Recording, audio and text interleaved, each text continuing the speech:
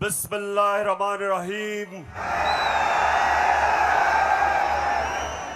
इय्याका नअबुदु व इय्याका नस्तईन।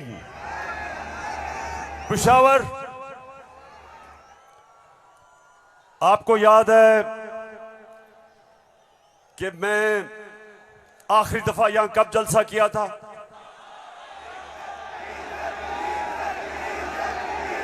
जब एक बैरूनी साजिश के तहत हमारी हुकूमत को गिराया गया, तो पहला जलसा मैंने उसके बाद अपने पेशावर की आवाम के पास आके किया। और माशाअल्लाह पेशावर, जब भी मैं आपको कॉल देता हूं, कभी आपने मुझे मायूस नहीं किया। बहुत बहुत शुक्रिया। अच्छा पेशावर, आज मैंने बात तो आपसे करनी थी सैलाब की। कल मैं सखर गया और मैं आपको यकीन दिलाता हूं कि अल्लाह ने हमारे पाकिस्तानियों को, खास तौर पे सिंध बलूचिस्तान, डीजी खान, राजनपुर, डीआई खान, टांक और यहां ऊपर स्वात, गिलगित बल्तिस्तान, अल्लाह ने हमें बड़े इम्तिहान में डाला है। और सिंध में खास तौर पे मैं बात तो सिंध की करना चाहता था कि बहुत हमारे सिंध के पाकिस्तानी बड़ी मुश्किलों में हैं। लेकिन मैं आज बात करना चाहता हूं, जिस तरह का प्रोपेगेंडा चल रहा है, और खास तौर पे कल एक बड़ा मुनज़्ज़म प्रोपेगेंडा चला है, तो मैं उसके ऊपर पहले बात करूंगा और फिर आपसे पेशावर मजीद बातें होंगी। सबसे पहली चीज, मेरे पाकिस्तानियों, हम सबको एक चीज समझनी चाहिए कि कोई कौम, पेशावर मेरी कोशिश ये है कि मेरा ये सारे जो नौजवान यहां खड़े हैं, मैं आपकी तरबियत भी करूं, आप में सियासी शऊर पैदा करूं, आपको समझाऊं कि हकीकी आजादी क्या है, आपको समझाऊं कि ला इलाहा इल्लल्लाह ये कैसे एक इंसान को आजाद करता है। कैसे जब अल्लाह से आप दावा करते हैं कि अल्लाह तेरा सिवा कोई खुदा नहीं, तो आप अपनी वो जंजीरें तोड़ते हैं जो इंसान को जमीन पे रखता है, इंसान की परवाज रोकता है। ये जंजीरें परवाज रोकती हैं इंसान की, उसकी अजमत की। और मेरे नबी सल्लल्लाहु अलैहि वसल्लम ने मदीना में ला इलाहा इल्लल्लाह से इंसानों को आजाद कर दिया। छोटे इंसान बड़े इंसान बन गए। वो अरब जिनकी कोई हैसियत नहीं थी, चंद सालों में, पेशावर, चंद सालों में दुनिया की इमामत की उन्होंने। ये तारीख का हिस्सा है। और मेरी भी कोशिश है कि मैं अपनी कौम की जो जंजीरें बंधी हुई हैं जमीन से, जो हम ऊपर परवाज नहीं कर पा रहे, मेरी भी कोशिश ये है कि मैं अपने नबी सल्लल्लाहु अलैहि वसल्लम की सुन्नत पे चलते हुए अपनी कौम को जगाऊं और कौम को आजाद करूं, ताकि ये जंजीरें टूटे और मेरी कौम ऊपर परवाज करे। तो सबसे पहले ये जो प्रोपेगेंडा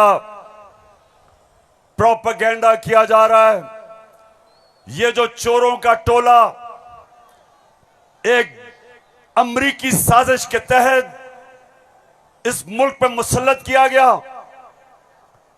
ये जो साजिशी टोला, ये जो इस मुल्क का 30 साल से खून चूस रहा था, आज हमारे ऊपर बिठाया गया हमारी बेहतरी के लिए नहीं, इस कौम को नीचा बनाने के लिए, कमजोर करने के लिए।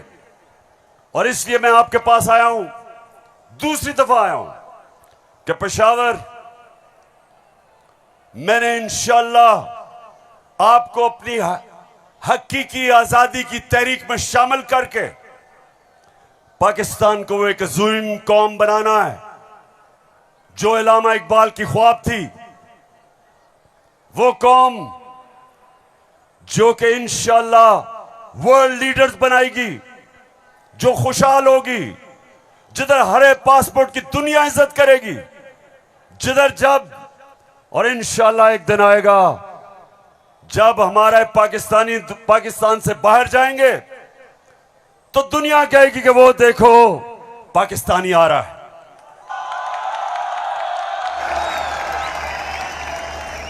मेरे पाकिस्तानियों, एक ऐसा वक्त था कि अरब ताजिर, मुसलमान ताजिर जब मलेशिया और इंडोनेशिया गए तो कोई मुसलमान फौज नहीं गई थी इंडोनेशिया और मलेशिया। मुसलमान ताजरों का किरदार देख के, मुसलमानों के ताजरों की सच्चाई देख के, सादिक और अमीन ताजरों ने अपने किरदार से लोगों को मुसलमान किया। याद रखें, मुसलमानों ने फतह नहीं किया था मलेशिया और इंडोनेशिया, मुसलमानों का कैरेक्टर था जिसने फतह किया था। मैं वो चाहता हूं कि वो हमारे पाकिस्तानी बने कि जब आप दुनिया में जाएं तो लोग आपकी इज्जत करें, आपके पासपोर्ट की इज्जत करें। और वो कभी नहीं होगा जब तक आपके ऊपर ये चोर बैठे हुए हैं।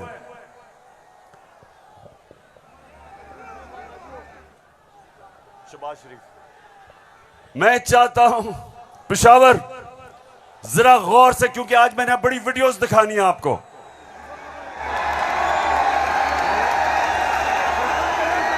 आज आप ये जलसा पूरी तरह आपकी तरबियत भी होगी और आप एंजॉय भी करेंगे। तो मैं जो आपको कह रहा था, फिर से मैं जो आपको कह रहा था कि मैं चाहता हूं कि मेरी कौम एक खुददार, गैरतमंद कौम हो, क्योंकि ला इलाहा इल्लल्लाह इंसान को गैरत देता है।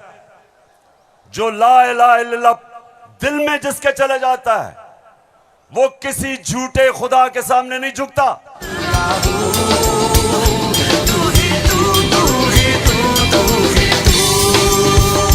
अच्छा, अब देखो, जो मैं चाहता हूं कि किस तरह की कौम मुझे चाहिए, और जरा ये देखें इंपोर्टेड क्राइम मिनिस्टर को। मैं सऊदी अरब से होके आया हूं, मैं यूएई के होके, अभी मैं तुर्की होके आया हूं, और मैंने उन भाइयों को कहा कि आप हमारे बड़े अजीम भाई हैं, हमेशा आपने हमारी मदद की।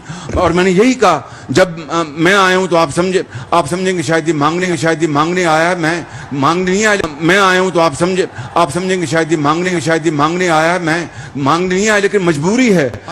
जिस तरह माजी में 75 साल में आपने हमारा हाथ बटाया है, कुछ अर्सा आप हाथ बटा। मैंने कहा मैं वादा करता हूं कि इंशाअल्लाह हम पूरी कौम हम मिलकर दिन रात मेहनत करेंगे, पसीना गिराएंगे, अपने पांव पे खड़े होंगे। क्यों पेशावर, सुन लिया? ऐसे आदमी को आप अपना प्राइम मिनिस्टर मानते हो?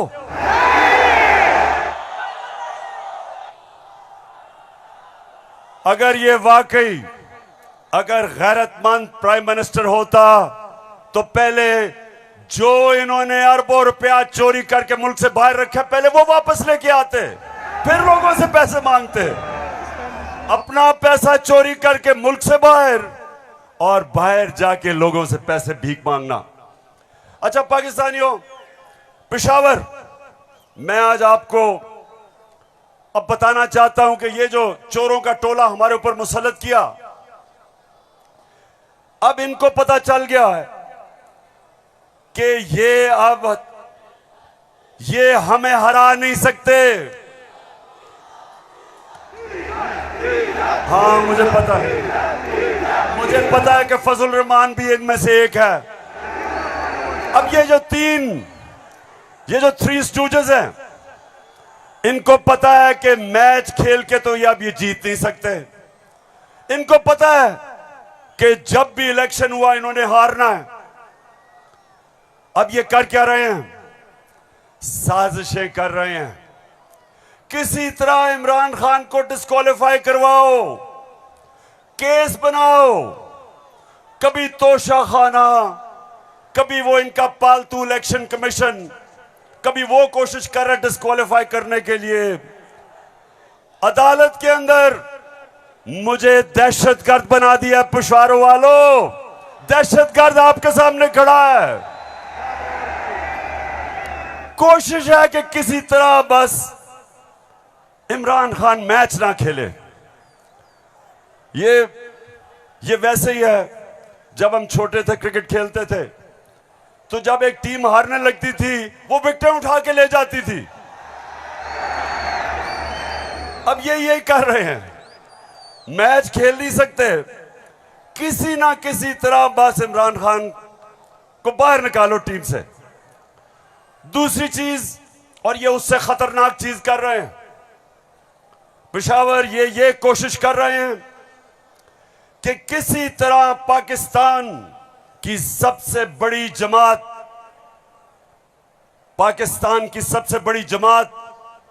इसको किसी तरह पाकिस्तान की फौज से लड़ाया जाए। ये इनकी दूसरी कोशिश है। पहले डिस्क्वालीफाई करो और साथ साथ कोशिश करो कि पाकिस्तान की फौज के खिलाफ प्रोपेगेंडा करके लड़वाएं, और फिर पाकिस्तान की अदलिया के खिलाफ कि पाकिस्तान के अदारे किसी तरह तरीके इंसाफ के खिलाफ हो और ये किसी तरह मैच जीत जाएं। बस मैं आज आपको वीडियोस दिखाने लगा हूं, और मैं उससे पहले आपको बताऊं कि कोशिश इनकी क्या है। जो कुछ मैं कहता हूं, इनका प्रोपेगेंडा सेल बैठा हुआ है, वो हर चीज को मोड़ के कोशिश करता है कि या किसी तरह अदालत मेरे खिलाफ हो या किसी तरह फौज मेरे खिलाफ हो। अब मैंने क्या कहा था? मैंने अभी चंद रोज पहले क्या कहा, परसों मैंने क्या कहा? मैंने ये कहा कि फौज का जो आर्मी चीफ होता है उसको मेरिट पे सिलेक्शन होनी चाहिए।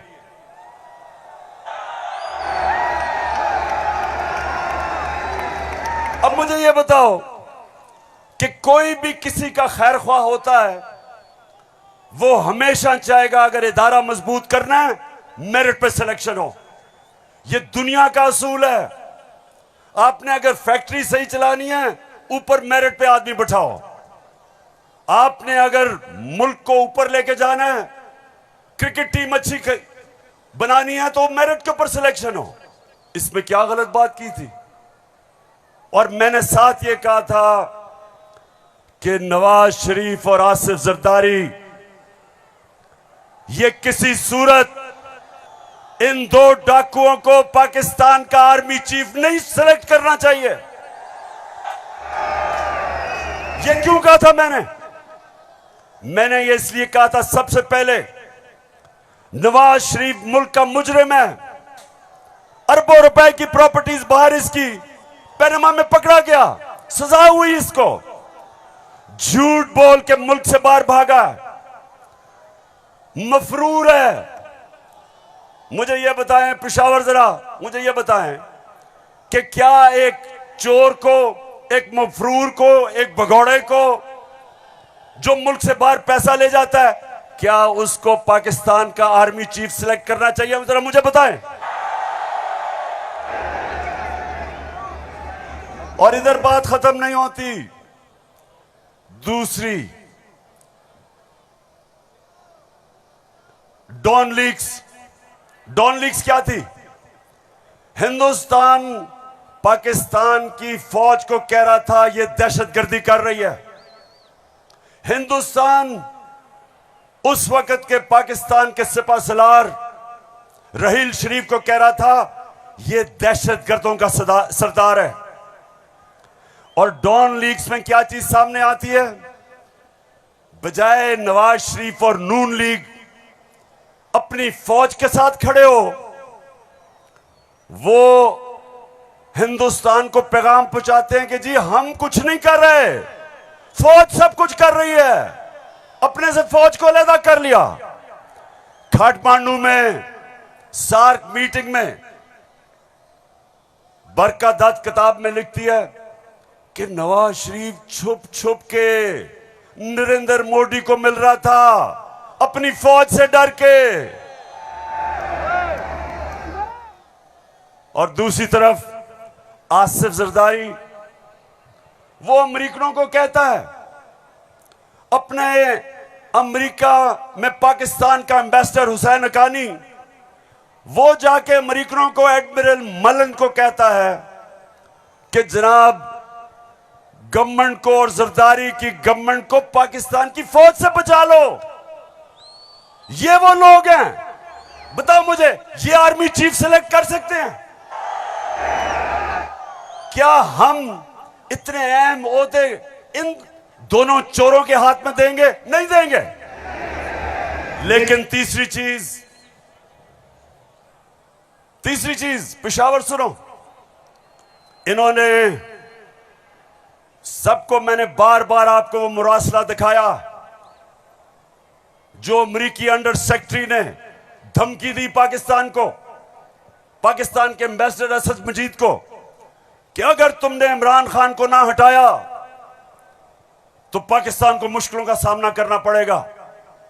और नो कॉन्फिडेंस मोशन में अभी टेबल नहीं हुई थी तब वो धमकी देता है, और सबको पता है उसके बाद क्या हुआ।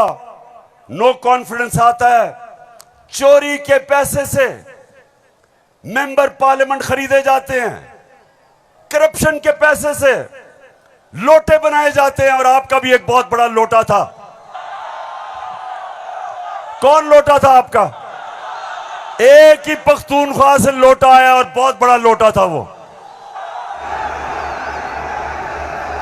लोटों पे पैसा चलता है, लोटों पे नोट चलते हैं, और उसके बाद हमारी हुकूमत गिराई जाती है और इनको इंपोर्टेड हुकूमत ऊपर लगाई जाती है।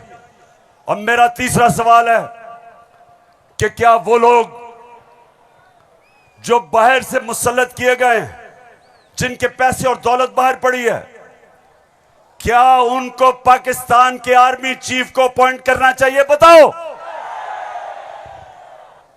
तो मैंने ये कहा और कहते कि जनाब इमरान खान तो फौज के खिलाफ है। अभी चलो, अब मैं चाहता हूं ये नून लीग के दो, एक वजीर और एमएनए, जरा आप इनकी वीडियो देखें और उसके बाद बात करता हूं। सियासी मामला थे और जिस तरफ इस साल के आखिर में एक बड़ी तब्दीली आनी थी, उसमें तो ये नजर आ रहा था कि इमरान खान का जो गठजोड़ है ये तो अगले 15 साल रहेगा अगर इस तरह हालात रहे। और जिस तरह के उनके प्रोग्राम थे, हम सब ने डिस्क्वालीफाई होना था इस साल के आखिर में, तमाम जो अपोजिशन की लीडरशिप है। अच्छा, उनका तो ख्याल था कि मैं सफाया कर दूंगा, मैं किसी को नहीं छोड़ूंगा।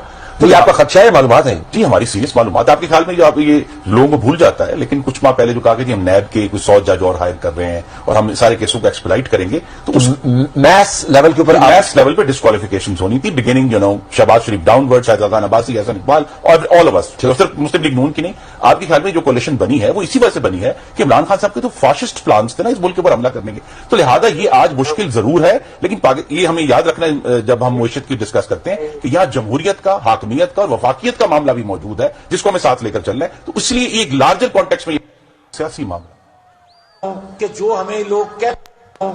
हमें लोग कहते थे, डराते थे, दबाव में लाते थे इस बात पे कि अगर फौरी तौर पर अदम एतमाद करके आप हुकूमत में ना आए तो फलां आ जाएगा, फलां बैठ जाएगा किसी चेयर पे।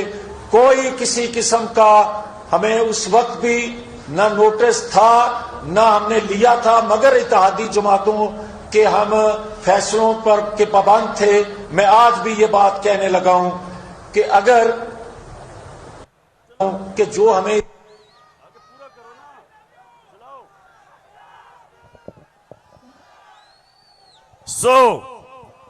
इसलिए ये हुकूमत हमारी गिराना चाहते थे कि इमरान खान एहतसाब ना कर दे। डर ये था कि अगर इमरान खान रह गया तो ये जेल में चले जाएंगे, क्योंकि इन्होंने जो चोरी किया वो पकड़ी जाएगी। मतलब ये कि ये इसलिए गिराना चाहते थे, महंगाई वजह नहीं थी, माइशत वजह नहीं थी, वजह सिर्फ एक थी कि इन्होंने एनआरओ लेना था और 1100 अरब रुपया अपना माफ करवाया। अब मैं ये चाहता हूं कि ये जो नून लीग प्रोपेगेंडा कर रही है कि इमरान खान फौज के खिलाफ है, जरा सुने कि इनके लीडर्स ने फौज के खिलाफ क्या बातें की। और मैं चाहता हूं मीडिया इसको दिखाए ताकि पता चले कि ये जो लोग आज इक्तदार में बैठे हैं और ये हर रोज प्रोपेगेंडा कि किसी तरह तहरीक इंसाफ और फौज की लड़ाई हो जाए, जरा ये सुने कि इन्होंने फौज के मुतालिक क्या बातें की थी। जनरल कमर जावेद बाजवा साहब, आपने हमारी अच्छी भली चलती हुकूमत को रुखसत करवाया, जजों से जोर जबरदस्ती से फैसले आपने लिखवाए। फौज के जवानों और अफसरों के नाम जब आप किसी फर्द वाहिद या मफाद प्रस्त टोले के लिए आइन तोड़ने के मुर्तकिब होते हैं, वहाँ आप खुद अपनी कौम को, अपने मुल्क और अपने लोगों को आइन शिकनों के रहमो करम पर छोड़ रहे होते हैं। हाँ, नवाज शरीफ ने ये जरूर किया कि उसने किरदारों और इदारों के दरमियान एक वाज़ेह लकीर खींच दी है। एक या दो अफराद इदारा नहीं हुआ करते, एक या दो अफराद इदारों की बदनामी का बायस बना करते हैं।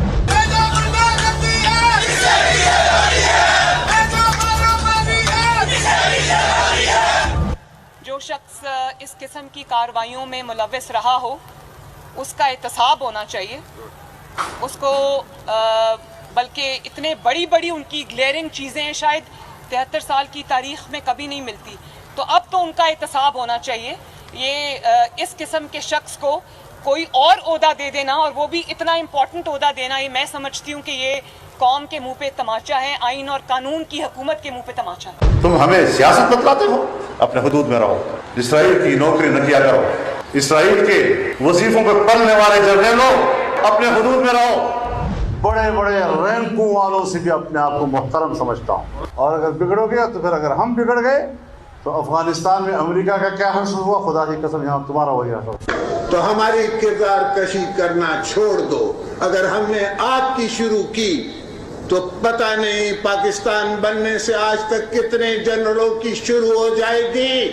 बेटी भाई वो अक्यूज्ड हैं, उनकी लिस्ट लेके जिस दिन हमने प्रेस कॉन्फ्रेंस की तो आपकी ईंट से ईंट बढ़ जाएगी। अभिनंदन की क्या बात करते हैं। चीफ ऑफ आर्मी स्टाफ तशरीफ लाए, पैर कांप रहे थे, पसीने माथे पे थे।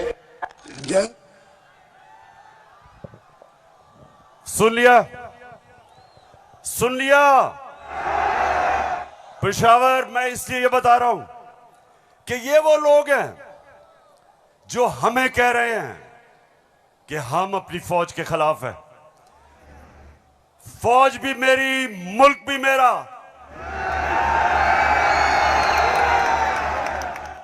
जितने इदारे मजबूत होंगे मुल्क मजबूत होगा, अदलिया मजबूत होगी मुल्क मजबूत होगा, फौज मजबूत होगी, हम आजाद हो सकेंगे।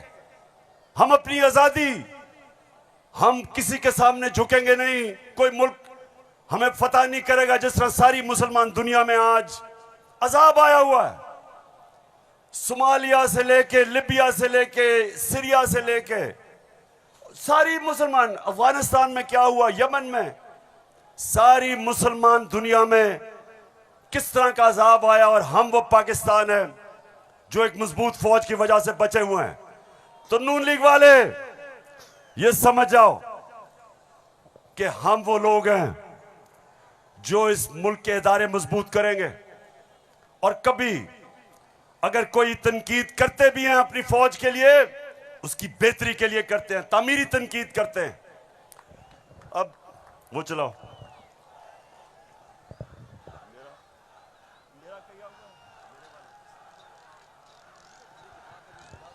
हाँ, चलो। ये बड़ा इंपॉर्टेंट है, मैं अपनी सारी कौम के सामने कहना चाहता हूँ। देखिए, एक तो जो फौज का इदारा है, कभी इसके खिलाफ बात ना करें, क्योंकि फौज एक ऐसी चीज है जो अगर हमारी फौज ना होती तो ये मुल्क में नहीं रहना था।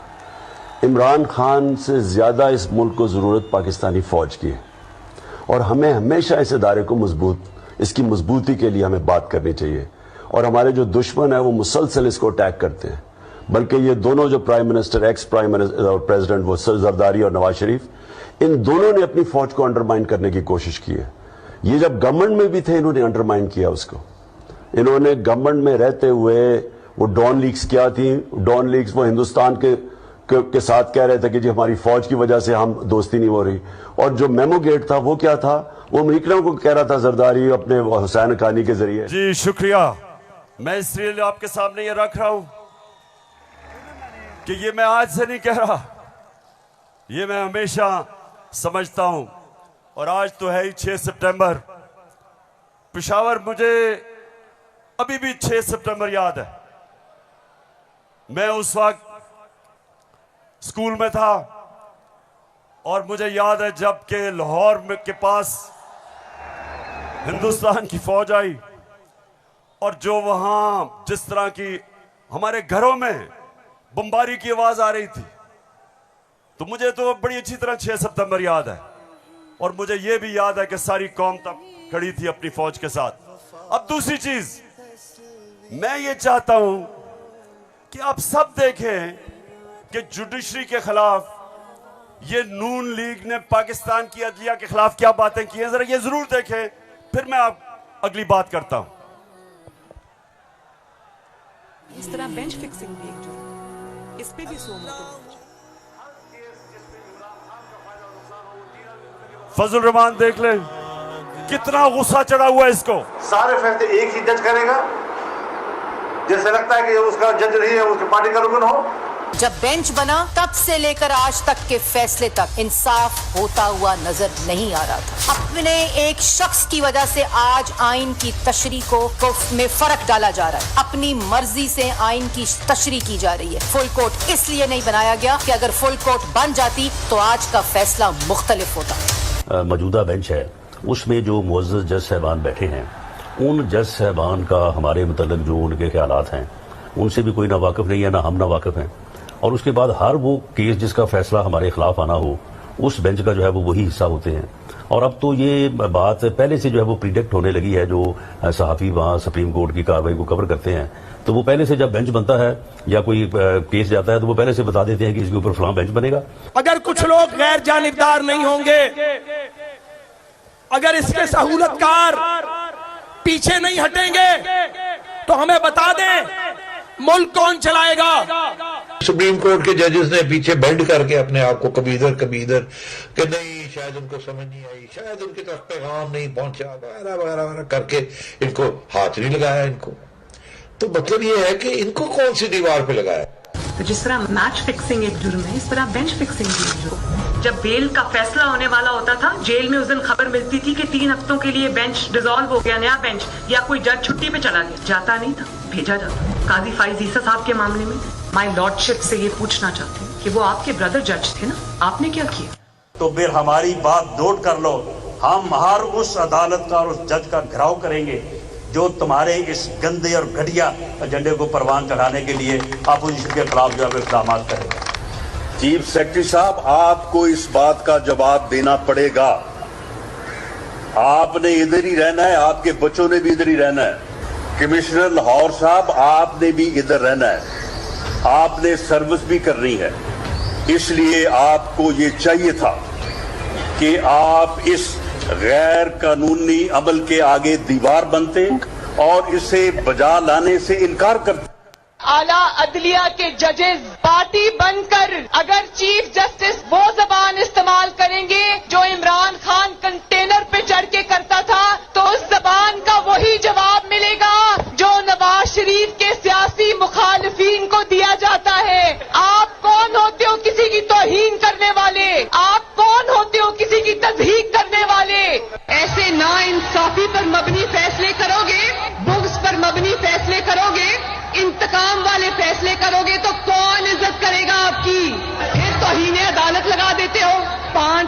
मेंबर बेंच ने सियासी पार्टी बना दिया पूरी अदलिया को और उसको मुस्लिम लीग नून के सामने ला के खड़ा कर दिया।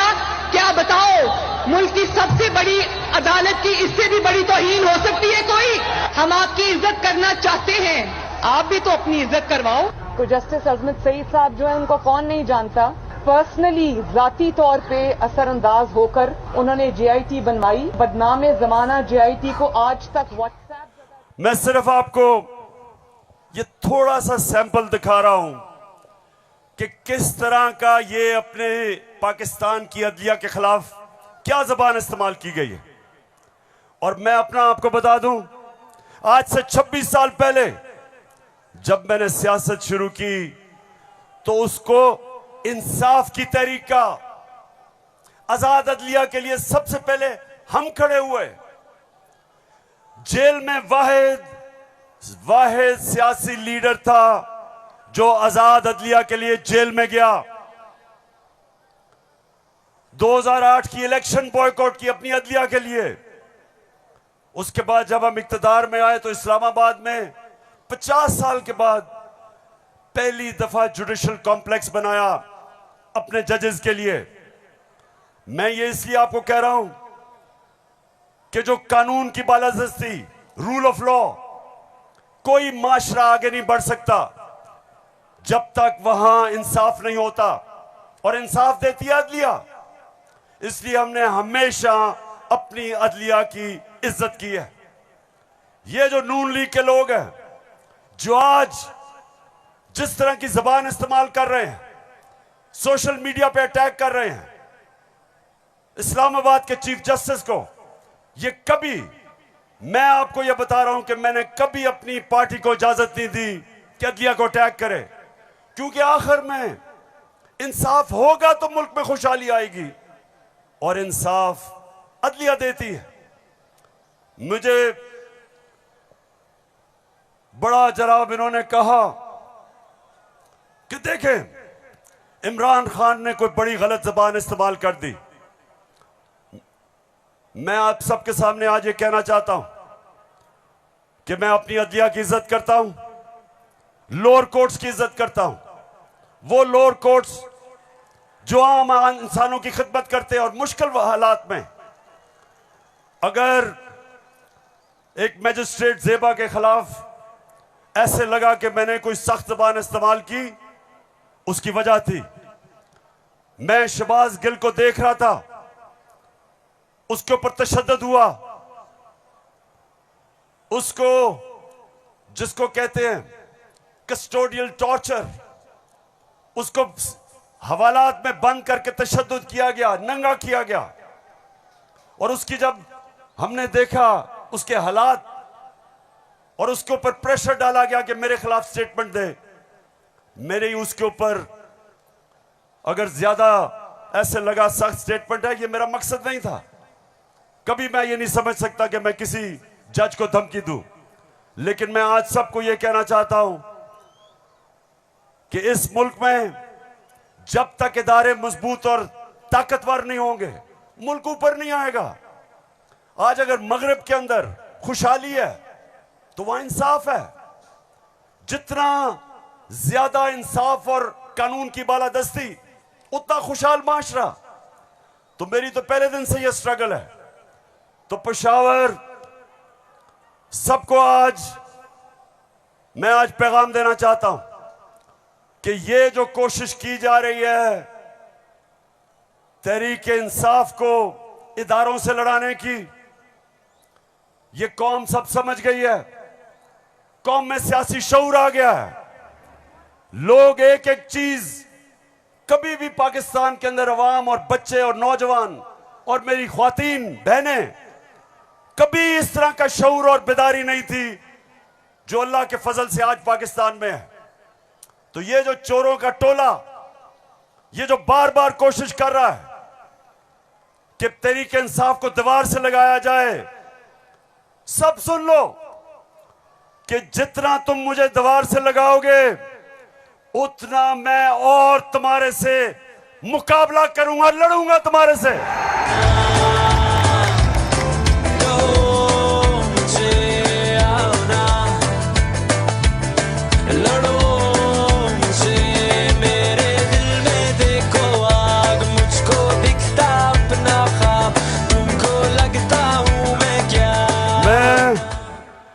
अपनी सारी कौम, सारी कौम के पास जा रहा हूं। 7 महीने से मैं पब्लिक में हूं, हर शहर में जा रहा हूं, अपनी कौम को तैयार कर रहा हूं कि मेरे पाकिस्तानियों, जब मैं तुम्हें कॉल दूंगा तुमने निकलना है मेरे साथ। कहती है ये राहे अमल, आओ हम सब साथ चले, मुश्किल हो या आसानी, हाथ में डाले हाथ चले, धड़कन है पंजाब मगर दिल अपना मेहरान है।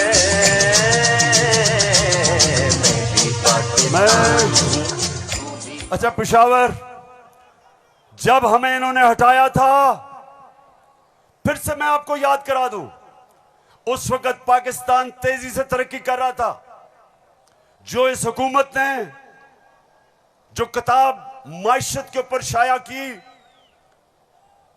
जिसको कहते हैं इकोनॉमिक सर्वे ऑफ पाकिस्तान, उसके अंदर पाकिस्तान 17 साल के बाद सबसे तेजी से हमारी माइशत ऊपर जा रही थी। 5.6 और चौथे साल 6%।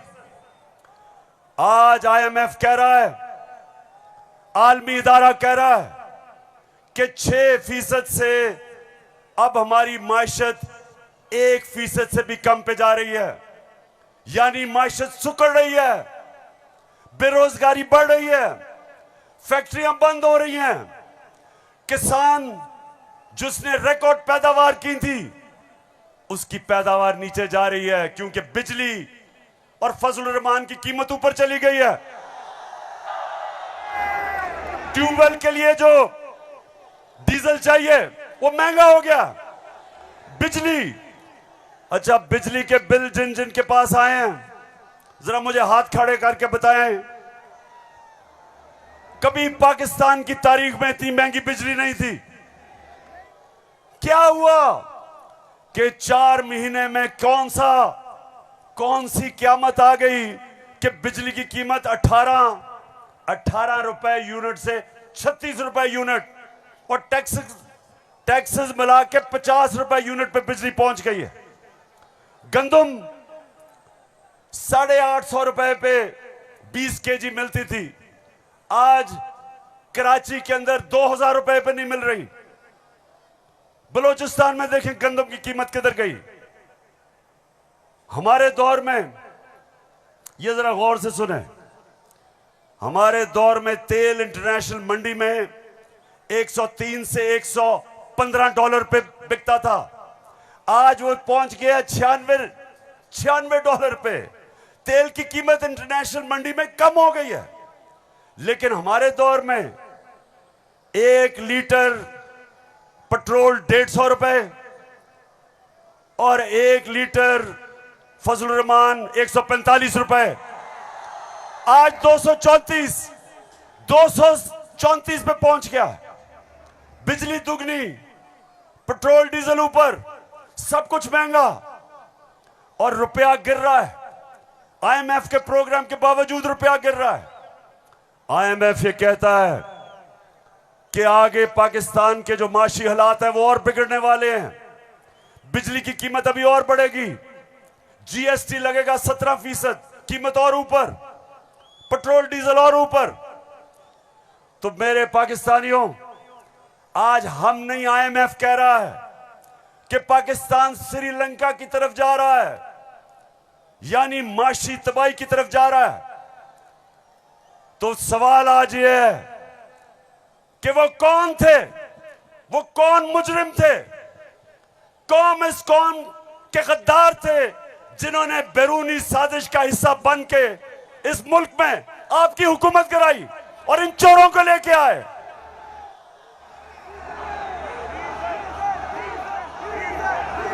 मैं अब जरा जो आपको आजकल जो नवाज शरीफ की बेटी आजकल बनी हुई है, मालिका बनी हुई है पाकिस्तान की, प्रोटोकॉल उसको प्राइम मिनिस्टर का मिल रहा है। जरा मैं सारी कौम के सामने बताना चाहता हूं कि इसका सबसे बड़ा मसला यह है कि इससे सच नहीं बोला जाता।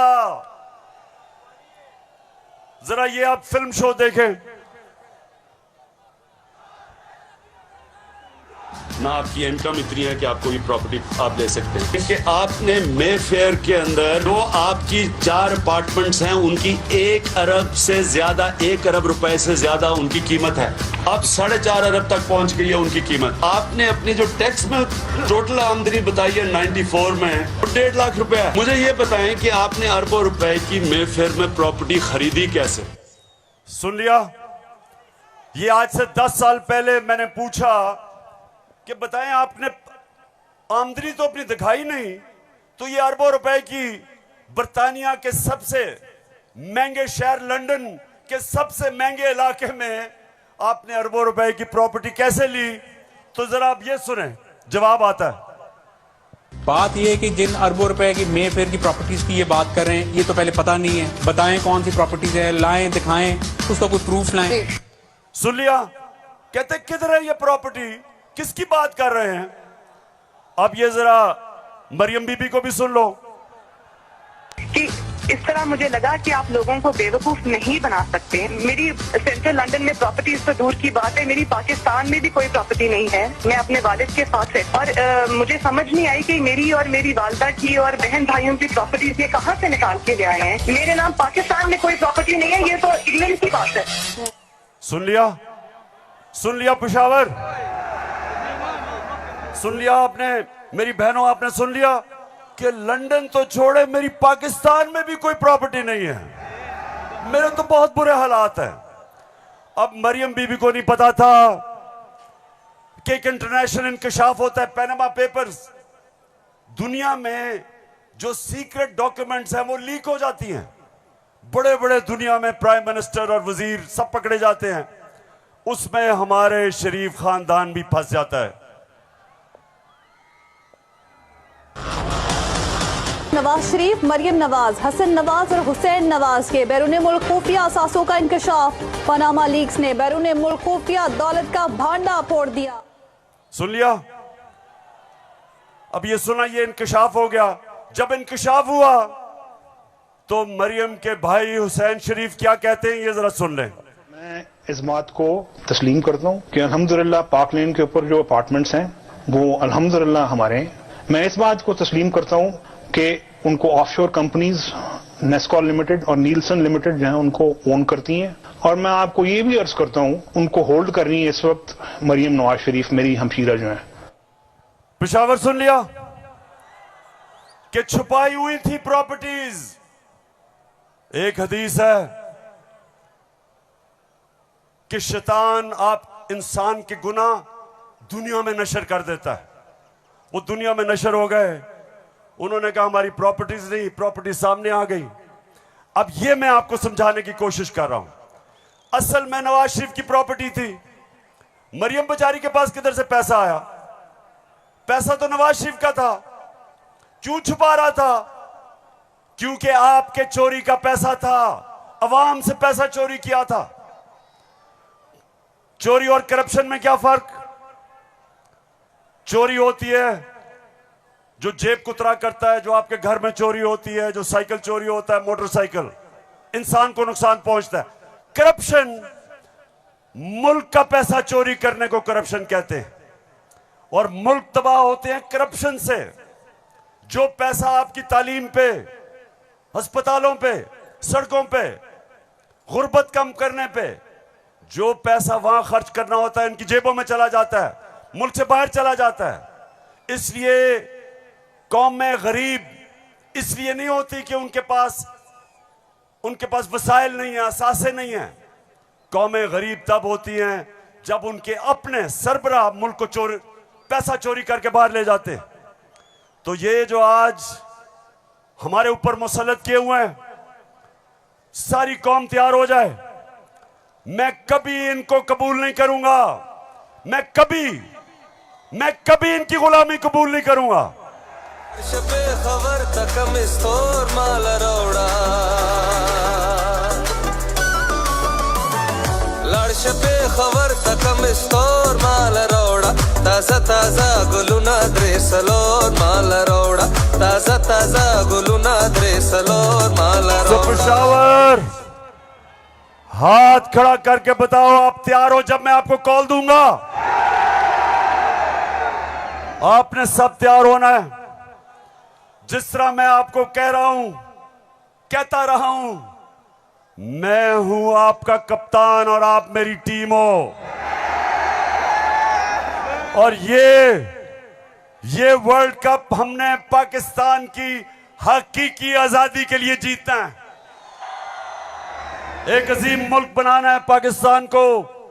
हमेशा आजाद मुल्क ऊपर जाते हैं, गुलाम मुल्कों की परवाज नहीं होती।